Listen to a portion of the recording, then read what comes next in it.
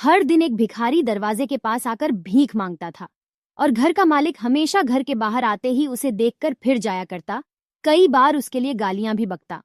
वो कहता, तू जिंदा ही क्यों है? पूरी जिंदगी ऐसे ही भीख मांगेगा क्या? धरती का बोझ क्यों बना बैठा है? और कभी कभी उस भिखारी को गुस्से में वह धक्का भी मार दिया करता। इतना कुछ हो जाने के बावजूद अधिकारी के मुंह से सिर्फ यही निकलता कि भगवान भगवान तुम्हारे पापों को माफ करे। एक बार सेठ को धंधे में बड़ा नुकसान होने की खबर मिली।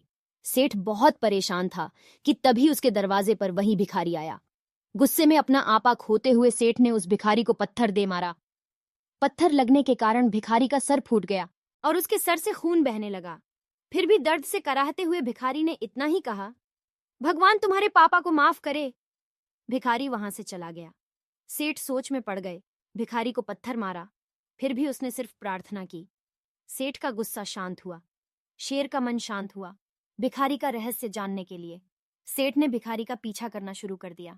भिखारी जहां जहां जाता सेठ उसके पीछे जाता। सेठ ने देखा कि कोई उसको खाना देता, कोई उसको मारता, कोई अपमानित करता तो कोई गाली देता। लोग भिखारी के साथ चाहे जैसा व्यवहार करते, लेकिन भिखारी सबके लिए एक ही प्रार्थना करता, भगवान तुम्हारे पाप माफ करें। अब रात होने को आई थी। भिखारी अपने घर जाने के लिए लौटा। वो अपने घर पहुंच गया, लेकिन सेठ अब भी उसका पीछा कर ही रहा था। एक पुरानी टूटी हुई खटिया पर एक बूढ़ी औरत लेटी हुई थी। काफी कमजोर और बीमार लग रही थी। वह भिखारी की पत्नी थी। अपने पति को वापस आता देख वह खाट से उठ खड़ी हुई। पत्नी ने अपने पति के भीख वाले कटोरे में देखा, उसमें सिर्फ आधी बासी रोटी थी। उसे देखकर वह बोली, आज बस इतना ही मिला? और हाँ, आपके सिर से खून निकल रहा है, ये चोट कैसे लगी? बूढ़ा भिखारी बोला, आज बस इतना ही मिला, किसी ने कुछ दिया ही नहीं।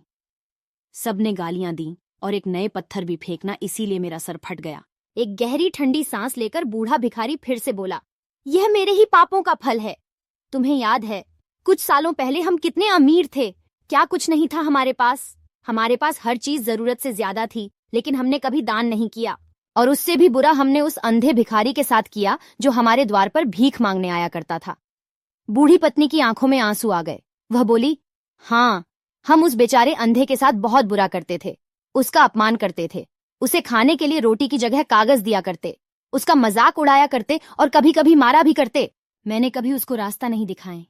एक बार मैंने उसके मुंह पर मिट्टी भी फेंकी थी और वह हमेशा दुखी होकर यही कहता कि भगवान तुम्हें तुम्हारे किए की सजा देगा, भगवान तुम्हारे पापों की सजा जरूर देगा।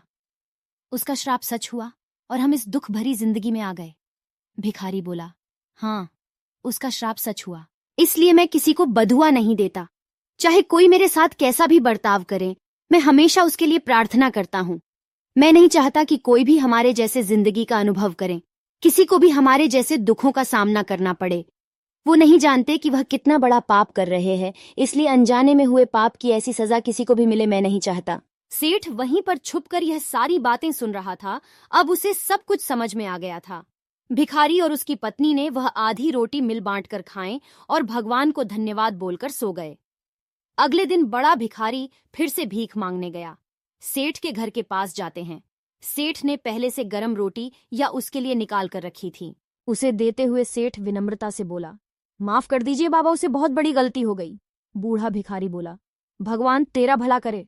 इतना कहकर वह आगे निकल गया। इस कहानी से जो सीख लेने लायक है वह बड़ी ही सिंपल है कि आदमी चाहे किसी के बारे में बुरा कहे या भला करे, लेकिन भगवान सिर्फ कर्म के हिसाब से उसको फल देता है। क्या हुआ अगर भगवान नहीं दिखता है, लेकिन यह बात बिल्कुल सच है, उसके खाते में सबका हिसाब बहुत बहुत पक्का होता है। इसलिए जब किसी के लिए कुछ भी करो तो अच्छा ही करो। उम्मीद है कहानी पसंद आई होगी। चैनल को सब्सक्राइब, वीडियो को लाइक करें और बने रहे हमारे साथ।